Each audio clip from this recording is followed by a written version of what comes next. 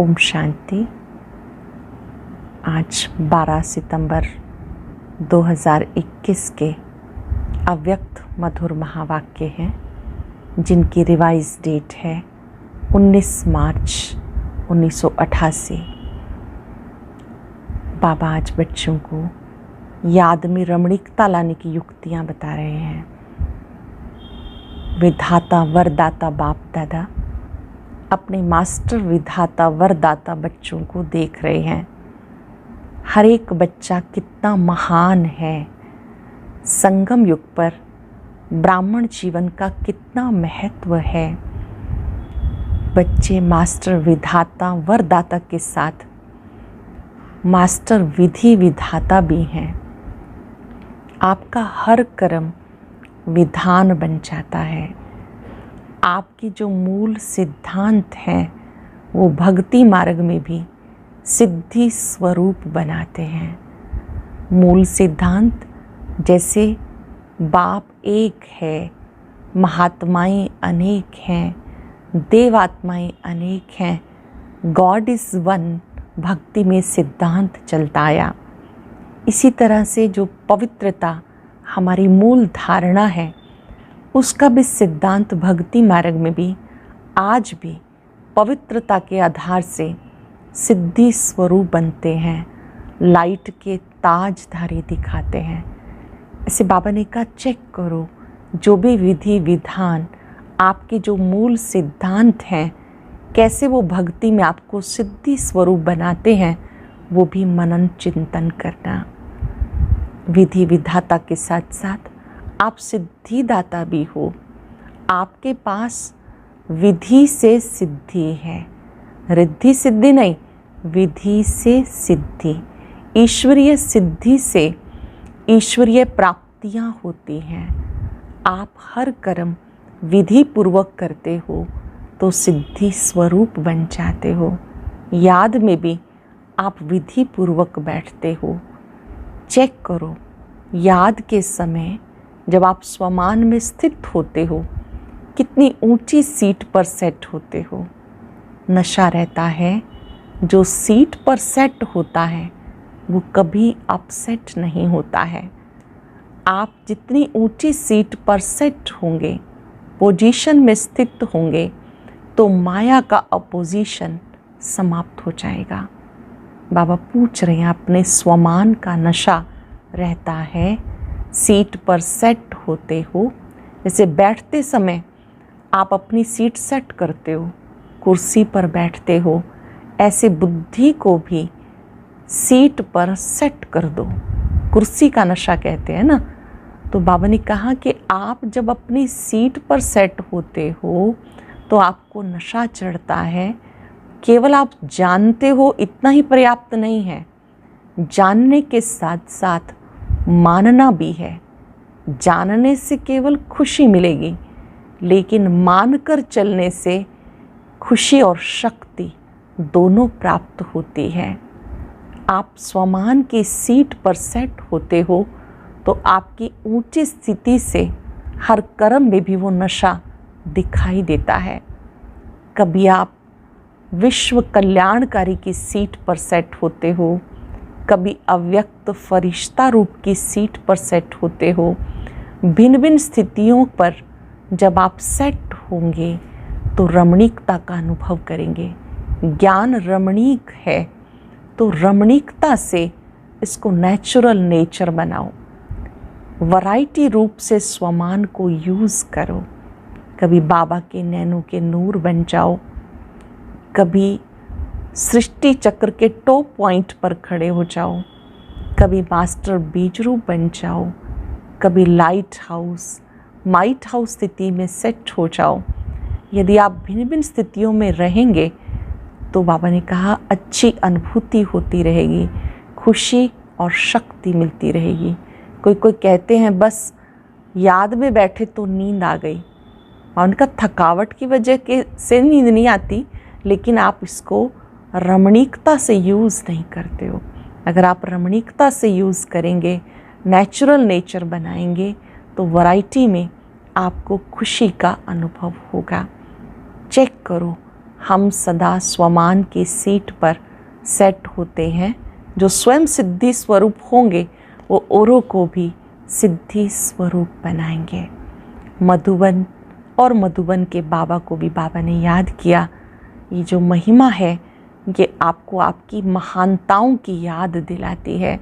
ये मधुबन तीर्थ स्थान है, एक ऐसा गुंबज है जिसका आवाज़ दूर दूर तक जाता है। पूछ रहे हैं बाबा, अपने को कर्म योगी अनुभव करते हो? हर कर्म करते हुए जब आप याद में रहते हो तो कर्म योगी बनने से आपको खुशी भी मिलती है, शक्ति भी मिलती है। बेहद स्थिति में स्थित होकर सेवा करते चलो।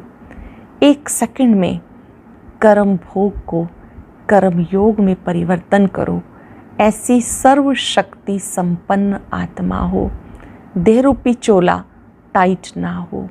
जैसे कि कर्मेंद्रियों से आप अपने कर्म भोगना को भोगवा रहे हैं, न्यारे होकर के उस कर्म भोग की स्थिति में भी कर्म योग बना रहे। निर्माणता महानता की निशानी है, इसलिए निर्माणता का गुण महान बनाता है। कर्म करते हुए निर्माण भाव से कर्म करें। आज याद की भिन्न भिन्न स्थितियों का भिन्न भिन्न सीट पर बैठकर ऊंची स्थिति का अनुभव करेंगे बाबा की याद कितनी रमणीक है। याद को नेचुरल नेचर बनाएंगे। अब सुनते हैं मुरली विस्तार से। आज के व्यक्त मुरली का सार है याद में रमणीकता लाने की युक्तियाँ। आज विधाता वरदाता बाप दादा अपने मास्टर विधाता वरदाता बच्चों को देख रहे हैं। हर एक बच्चा विधाता भी बने हो तो वरदाता भी बने हो। साथ साथ बाप दादा देख रहे थे बच्चों का मर्तबा कितना महान है। इस संगम युग के ब्राह्मण जीवन का कितना महत्व है। विधाता वरदाता के साथ विधि विधाता भी आप ब्राह्मण हो। विधाता वरदाता के साथ विधि विधाता भी आप ब्राह्मण हो। आपकी हर विधि सत्युग में कैसे परिवर्तित होती है वो पहले सुनाया है। इस समय के हर कर्म की विधि भविष्य में चलती ही है, लेकिन द्वापर के बाद भी भक्ति मार्ग में इस समय के श्रेष्ठ कर्मों की विधि भक्ति मार्ग की विधि बन जाती है। तो पूज्य रूप में भी इस समय की विधि जीवन के श्रेष्ठ विधान के रूप में चलती है और पुजारी मार्ग अर्थात भक्ति मार्ग में भी आपकी हर विधि नीति व रीति में चलती आती है। तो विधाता वरदाता और विधि विधाता भी हो। आपके मूल सिद्धांत सिद्धि प्राप्त होने के साधन बन जाते हैं। जैसे मूल सिद्धांत बाप एक है, धर्म आत्माएँ महान आत्माएँ अनेक हैं, लेकिन परमात्मा एक है। इसी मूल सिद्धांत द्वारा आधा कल्प आप श्रेष्ठ आत्माओं को एक बाप के द्वारा प्राप्त हुआ वर्षा सिद्धि के रूप में प्राप्त होता है। प्रारब्ध मिलना अर्थात सिद्धि स्वरूप बनना, क्योंकि एक बाप है, बाकी महान आत्माएं व धर्म आत्माएं हैं। बाप नहीं, भाई भाई हैं। वर्षा बाप से मिलता है, भाई से नहीं मिलता। तो इस मूल सिद्धांत द्वारा आधा कल्प आपको सिद्धि प्राप्त होती है। और भक्ति में भी गॉड इज़ वन, यही सिद्धांत सिद्धि प्राप्त करने का आधार बनता है। भक्ति का आदि आधार भी एक बाप के शिवलिंग रूप से आरंभ होता है, जिसको कहा जाता अव्यभिचारी भक्ति। तो भक्ति मार्ग में भी इस एक सिद्धांत द्वारा ही सिद्धि प्राप्त होती है कि बाप एक है। ऐसे जो भी आपके मूल सिद्धांत हैं, उस एक एक सिद्धांत द्वारा सिद्धि प्राप्त होती रहती है। जैसे इस जीवन का मूल सिद्धांत पवित्रता है, इस पवित्रता के सिद्धांत द्वारा आप आत्माओं को भविष्य में सिद्धि स्वरूप के रूप में लाइट का ताज सदा ही प्राप्त है, जिसका यादगार रूप डबल ताज दिखाते हैं। भक्ति में भी जब भी यथार्थ दिल से भक्ति करेंगे तो पवित्रता के सिद्धांत को मूल आधार समझेंगे और समझते हैं सिवाय पवित्रता के भक्ति की सिद्धि प्राप्त नहीं हो सकती है। चाहे अल्पकाल के लिए जितना समय भक्ति करते हैं उतना समय ही पवित्रता को अपनाएं, लेकिन पवित्रता ही सिद्धि का साधन है। इस सिद्धांत को अपनाते अवश्य हैं। इसी प्रकार हर एक ज्ञान का सिद्धांत व धारणा का मूल सिद्धांत बुद्धि से सोचो। हर एक सिद्धांत सिद्धि का साधन कैसे बनता है, ये मनन करने का काम दे रहे हैं। हर एक सिद्धांत सिद्धि का साधन कैसे बनता है, ये मनन करने का काम दे रहे हैं। जैसे दृष्टांत सुनाया, इस प्रकार से सोचना तो आप विधि विधाता भी बनते हो, सिद्धिदाता भी बनते हो। इसलिए आज तक भी जिन भक्तों को जो जो सिद्धि चाहती है वो भिन्न भिन्न देवताओं द्वारा भिन्न भिन्न सिद्धि प्राप्त करने के लिए उन्हीं देवता की पूजा करते हैं। तो सिद्धिदाता बाप द्वारा आप भी सिद्धिदाता बनते हो, ऐसा अपने को समझते हो ना। सिद्धिदाता बाप द्वारा आप भी सिद्धिदाता बनते हो, ऐसा अपने को समझते हो ना। जिनको स्वयं सिद्धियां प्राप्त हैं वही औरों को सिद्धि प्राप्त कराने के निमित्त बन सकते हैं। सिद्धि खराब चीज़ नहीं है, क्योंकि आपकी रिद्धि सिद्धि नहीं, रिद्धि सिद्धि जो होती है वो अल्पकाल के लिए प्रभावशाली होती है, लेकिन आपकी यथार्थ विधि द्वारा सिद्धि है। ईश्वरीय विधि द्वारा जो सिद्धि प्राप्त होती है वो सिद्धि भी ईश्वरीय सिद्धि है। जैसे ईश्वर अविनाशी है तो ईश्वरीय विधि और सिद्धि भी अविनाशी है।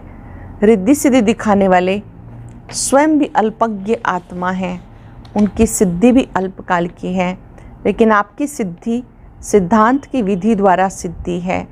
इसलिए आधा कल्प स्वयं सिद्धि स्वरूप बनते हो, आधा कल आपके सिद्धांत द्वारा भक्त आत्माएं यथाशक्ति तथा फल की प्राप्ति व सिद्धि की प्राप्ति करते आते हैं, क्योंकि भक्ति की शक्ति भी समय प्रमाण कम होती आती है।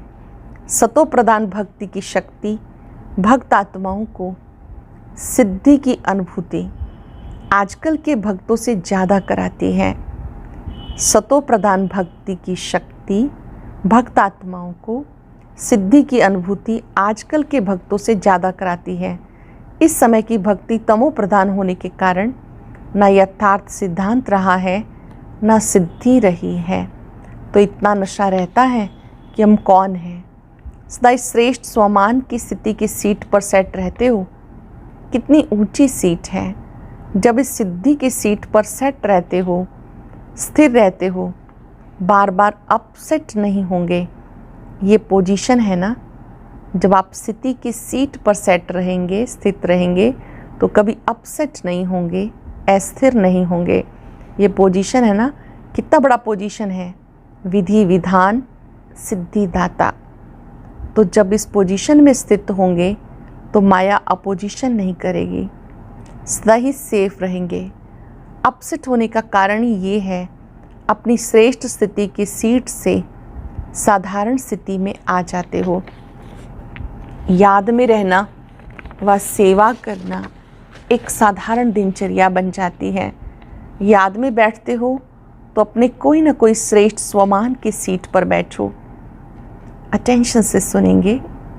जब भी याद में बैठते हो अपने कोई ना कोई श्रेष्ठ स्वमान की सीट पर बैठो।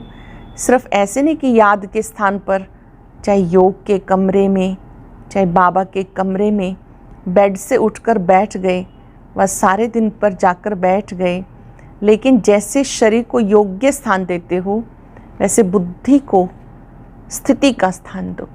जब आप बैठते हैं तो शरीर को भी सही चेयर पर या नीचे आसन पर बैठते हैं, ऐसे बुद्धि को भी श्रेष्ठ स्थान दो। पहले चेक करो बुद्धि को स्थान ठीक दिया तो ईश्वरीय नशा सीट से स्वतः ही आता है। आजकल भी कुर्सी का नशा कहते हैं ना। आपका तो श्रेष्ठ स्थिति का आसन है। कभी मास्टर बीज रूप की स्थिति के आसन पर सीट पर सेट हो जाओ, कभी अव्यक्त फरिश्ते की सीट पर सेट हो जाओ, कभी विश्व कल्याणकारी स्थिति की सीट पर सेट हो जाओ। ऐसे हर रोज़ भिन्न भिन्न स्थिति के आसन पर सीट पर सेट होकर बैठो। अगर किसी को भी सीट सेट नहीं होती है, हलचल करते हैं ना, कभी ऐसा करेंगे कभी वैसा करेंगे, तो ये बुद्धि भी हलचल में तब आती जब सीट पर सेट नहीं होते। जानते तो सब हैं कि हम सब ये हैं। अगर अभी ये पूछे कि आप कौन हैं तो लंबी लिस्ट अच्छी निकल आएगी। लेकिन हर समय जो जानते हो वो अपने को मानो, सिर्फ जानो नहीं मानो, क्योंकि जानने से सूक्ष्म में खुशी तो रहती है, हाँ मैं ये हूँ, लेकिन मानने से शक्ति आती है। मोस्ट इम्पॉर्टेंट थिंग, केवल जानना ही नहीं, उसको मानना है। मानने से शक्ति आती है और मानकर चलने से नशा रहता है। जैसे कोई भी पोजीशन वाले जब सीट पर सेट होते हैं तो खुशी होगी, लेकिन शक्ति नहीं होगी। तो जानते हो, लेकिन मानकर चलो। बार बार अपने से पूछो, चेक करो, सीट पर सेट हूँ या साधारण स्थिति में नीचे आ गया।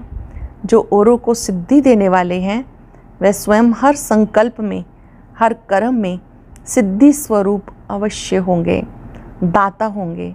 सिद्धि दाता कभी ये सोच भी नहीं सकते कि जितना पुरुषार्थ करते हैं व मेहनत करते हैं, इतनी सिद्धि दिखाई नहीं देती। सिद्धिदाता कभी सोच नहीं सकते कि जितनी मेहनत करते हैं उतनी सिद्धि दिखाई नहीं देती, व जितना याद में अभ्यास करते हैं उतनी सिद्धि नहीं अनुभव होती। इससे सिद्ध है सीट पर सेट होने की विधि यथार्थ नहीं है, रमणीक ज्ञान है। रमणीक अनुभव स्वतः सुस्ती को भगा देता है। ये तो कई कहते हैं ना, वैसे नींद नहीं आएगी, योग में नींद अवश्य आएगी। ये क्यों होता है? ऐसी बात नहीं कि थकावट है, लेकिन रमणीक रीति से और नेचुरल रूप से बुद्धि को सीट पर सेट नहीं करते हो, तो सिर्फ एक रूप से नहीं, वैरायटी रूप से सेट करो। जब याद करते हो बाबा को, सिर्फ एक रूप से नहीं, वैरायटी रूप से सेट करो। वही चीज़ अगर वैरायटी रूप से परिवर्तन कर यूज़ करते हैं तो दिल खुश होती है, चाहे बढ़िया चीज़ हो। लेकिन अगर एक ही चीज़ बार बार खाते रहो, देखते रहो, तो क्या होगा?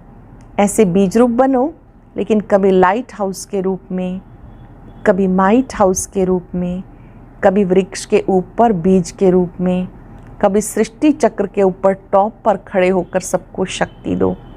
सृष्टि चक्र के ऊपर टॉप पॉइंट पर खड़े होकर शक्ति दो। जो भिन्न भिन्न टाइटल मिलते हैं वो रोज़ भिन्न भिन्न टाइटल अनुभव करो। कभी नूरे रतन बाप के नैनों में समाया हूँ, इस स्वरूप की अनुभूति में रहो। कभी मस्तक मणि हूँ, कभी तख्त नशीन बन भिन्न भिन्न स्वरूपों का अनुभव करो। वैरायटी करो तो रमणीकता आएगी। बाप दादा रोज मुरली में भिन्न भिन्न टाइटल देते हैं। क्यों देते हैं? उस सीट पर सेट हो जाओ। सिर्फ बीच बीच में चेक करो। पहले भी सुनाया था कि भूल जाते हो, 6 घंटा 8 घंटा बीत जाते हैं, फिर सोचते हो, इसलिए उदास हो जाते हो कि आधा दिन तो चला गया। नेचुरल अभ्यास हो जाए, तब विधि विधाता व सिद्धिदाता बन विश्व की आत्माओं का कल्याण कर सकेंगे। नेचुरल अभ्यास हो जाए, तब विधि विधाता व सिद्धिदाता बन विश्व की आत्माओं का कल्याण कर सकेंगे। समझा? अच्छा, आज मधुबन वालों का दिन है। डबल विदेशी अपने समय का चांस दे रहे हैं, क्योंकि मधुबन निवासियों को देखकर खुश होते हैं।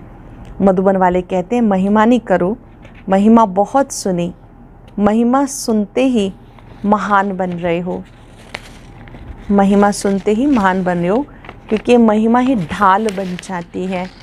जैसे युद्ध में सेफ्टी का साधन ढाल होती है, तो ये महिमा भी स्मृति दिलाती है हम कितने महान हैं। मधुबन सिर्फ मधुबन नहीं, मधुबन है विश्व की स्टेज। मधुबन में रहना अर्थात विश्व की स्टेज पर रहना। तो जो स्टेज पर रहता है वो कितना अटेंशन से रहता है। साधारण रीति से कोई किसी भी स्थान पर रहता तो इतना अटेंशन नहीं रहता, लेकिन जब स्टेज पर आएगा तो हर समय हर कर्म पर इतना ही अटेंशन होगा। तो मधुबन विश्व की स्टेज है, चारों ओर की नज़र मधुबन के ऊपर ही है। वैसे भी सबका अटेंशन स्टेज की तरफ जाता है। तो मधुबन निवासी सदा विश्व की स्टेज पर स्थित हैं। साथ साथ मधुबन एक विचित्र गुंबज है, और गुंबज जो होते हैं उसका आवाज़ आप अपने तक आता, लेकिन मधुबन ऐसा विचित्र गुंबज है जो मधुबन का जरा सा आवाज़ विश्व तक चला जाता। जैसे आजकल के पुराने ज़माने के कई ऐसे स्थान निशानी मात्र हैं जो एक दीवार को अगर ऐसे हाथ लगाएंगे, आवाज़ करेंगे तो 10 दीवारों में वो आवाज़ आएगा, ऐसे ही सुनाई देगा। जैसे इस दीवार को कोई हिला रहा है या आवाज़ कर रहा है। तो मधुबन ऐसा विचित्र गुंबज है जो मधुबन का आवाज़ सिर्फ मधुबन तक नहीं रहता, चारों ओर फैल जाता है। ऐसे फैलता है जो मधुबन में रहने वालों को पता भी नहीं होगा, लेकिन विचित्रता है इसलिए बाहर पहुंच जाता है। ऐसे नहीं समझो यहाँ देखा या यहाँ बोला, लेकिन विश्व तक आवाज़ हवा की रफ्तार से पहुंच जाता है। कोई भी बात आपने बोली तो हवा की रफ्तार से विश्व तक पहुंच जाती है, क्योंकि सबकी नज़रों में, बुद्धि में सदा मधुबन और मधुबन का बाप दादा ही रहता है। सबकी नज़रों में मधुबन और मधुबन का बाप दादा रहता है। तो जब मधुबन का बाप नज़रों में रहता तो मधुबन भी आएगा ना। मधुबन का बाबा है तो मधुबन तो आएगा ना। और मधुबन में सिर्फ बाबा तो नहीं, बच्चे भी हैं। तो मधुबन वासी स्वतः ही सबकी नज़रों में आ जाते हैं। कोई भी ब्राह्मण से पूछो, चाहे कितनी भी दूर रहता हो, क्या याद रहता है? मधुबन और मधुबन का बाबा। तो इतना महत्व है मधुबन वासियों का, समझा? अच्छा, चारों ओर के सेवा के उमंग उत्साह में रहने वाले, सदा एक बाप के स्नेह में समाये हुए, सदा हर कर्म में श्रेष्ठ विधि द्वारा सिद्धि को अनुभव करने वाले, सदा स्वयं को विश्व कल्याणकारी अनुभव कर हर संकल्प से, बोल से श्रेष्ठ कल्याण की भावना, श्रेष्ठ कामना से सेवा में बिजी रहने वाले, ऐसे बाप समान सदा अथक सेवाधारी बच्चों को बाप दादा का याद प्यार और नमस्ते। रूहानी बच्चों की रूहानी बाप दादा को नमस्ते, गुड मॉर्निंग, शुक्रिया बाबा, शुक्रिया। मुलाकात है बाबा की। स्वयं को कर्म योगी श्रेष्ठ आत्मा अनुभव करते हो। कर्म योगी श्रेष्ठ आत्मा अनुभव करते हो। कर्म योगी आत्मा सदा कर्म का प्रत्यक्ष फल स्वतः ही अनुभव करती है। प्रत्यक्ष फल खुशी और शक्ति। तो कर्म योगी आत्मा अर्थात प्रत्यक्ष फल खुशी और शक्ति अनुभव करने वाले, कर्म योगी आत्मा अर्थात खुशी और शक्ति प्रैक्टिकल में अनुभव करने वाले बाप सदा बच्चों को प्रत्यक्ष फल प्राप्त कराने वाले हैं। अभी भी कर्म किया, कर्म करते खुशी और शक्ति का अनुभव किया, तो कर्म योगी आत्मा हूँ, इस स्मृति से आगे बढ़ते चलो।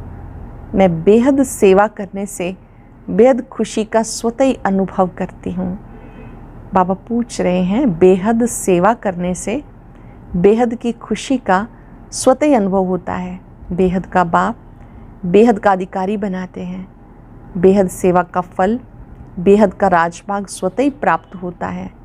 जब बेहद की स्थिति में स्थित होकर सेवा करते हो तो जिन आत्माओं के निमित्त बनते हो, उनकी दुआएं स्वतः आत्मा में शक्ति, खुशी की अनुभूति कराती हैं। एक स्थान पर बैठे भी बेहद सेवा का फल मिल रहा है। इस बेहद के नशे में बेहद का खाता जमा करते आगे बढ़ते चलो। बेहद सेवा से बेहद का फल मिल रहा है। इस बेहद के नशे में बेहद का खाता जमा करते आगे बढ़ते चलो।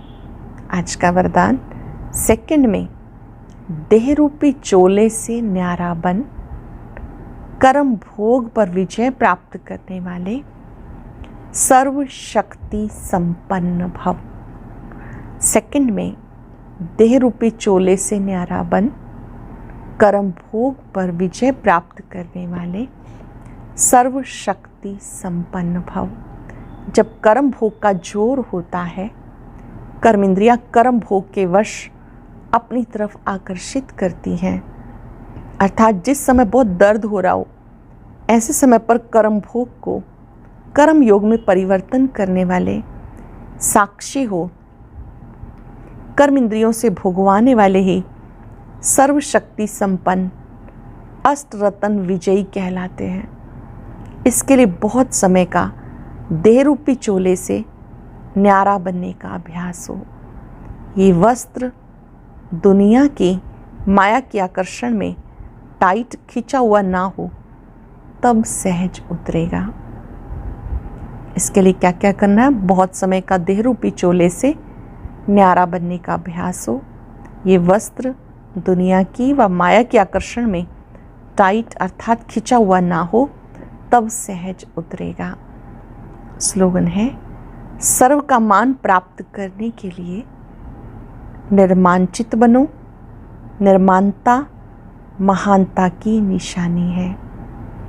सर्व का मान प्राप्त करने के लिए निर्मांचित बनो। निर्माणता महानता की निशानी है। आज हम मास्टर बीज रूप बन लाइट हाउस माइट हाउस स्थिति का अनुभव करेंगे। जैसे बैठते समय हम किसी न किसी सीट पर बैठते हैं, ऐसे अपनी बुद्धि को अटेंशन से स्वमान की सीट पर सेट करते हैं। मैं मास्टर बीज रूप हूँ। बीज में बहुत शक्ति रहती है। बाबा सर्वशक्तिवान बीज रूप है। बीज में सारे वृक्ष का सार होता है।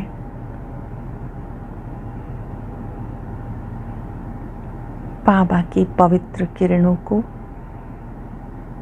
अपने में आता अनुभव करें। मैं मास्टर बीज रूप हूँ। मुझ में अपार शक्ति है, अपार स्नेह है। अपने मस्तक से शक्तियों का प्रकाश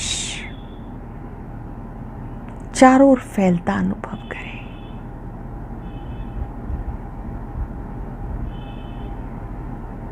आज पूरा दिन भिन्न भिन्न श्रेष्ठ स्थितियों का अभ्यास करते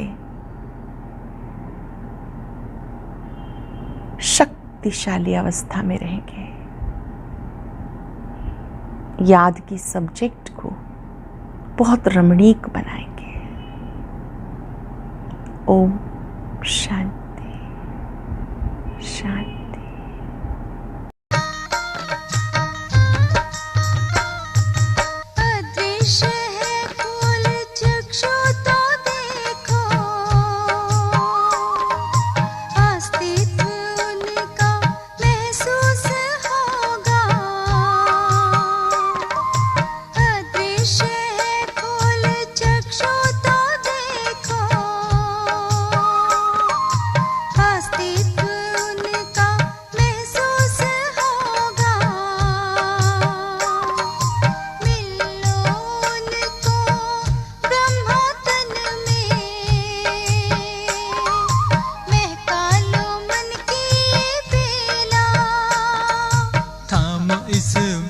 को जगा लो विवेक, सारे जग का करणधार हो। मुरली की